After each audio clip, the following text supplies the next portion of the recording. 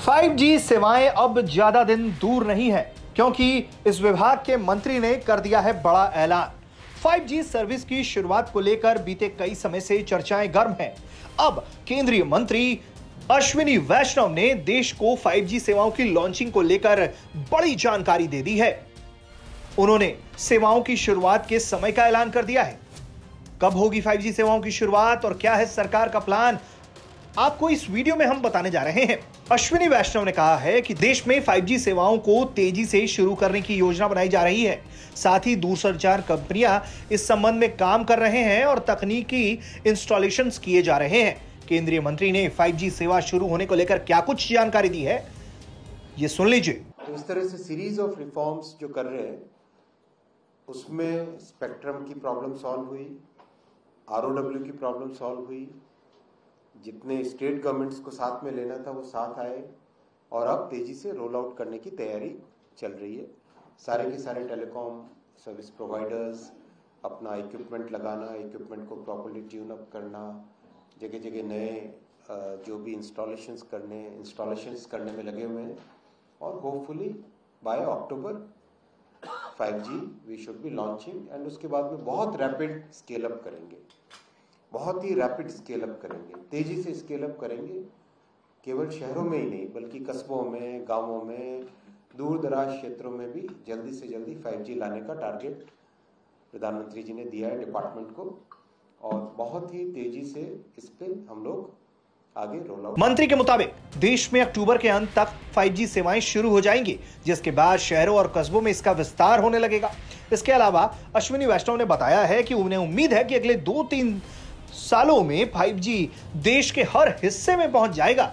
उनका कहना है कि दूरसंचार उद्योग 5G सेवाओं के विस्तार के लिए शहरी और ग्रामीण दोनों क्षेत्रों पर ध्यान केंद्रित कर रहा है। तो हमारा एक्सपेक्टेशन है कि अगले 2 से 3 वर्षों के बीच में करीब करीब देश के सभी हिस्सों में 5G पहुंच जाना चाहिए। केंद्रीय मंत्री ने कहा था कि भारत का टेलीकॉम मार्केट दुनिया में सबसे सस्ता मार्केट है। देश में 5G सेवाओं की कीमतें भी अफोर्डेबल होंगी। आम आदमी भी 5G सेवाओं का लाभ ले पाएगा। वहीं इस पर उन्होंने अपना क्या पक्ष रखा है, आप खुद सुन लीजिए। जो स्पेक्ट्रम में रिफॉर्म्स हुए हैं और जो ROW की कॉस्ट कम हो रही है, उन दोनों से ही अल्टीमेट जो इंडस्ट्री की कॉस्ट है वो कॉस्ट कम हो रही है।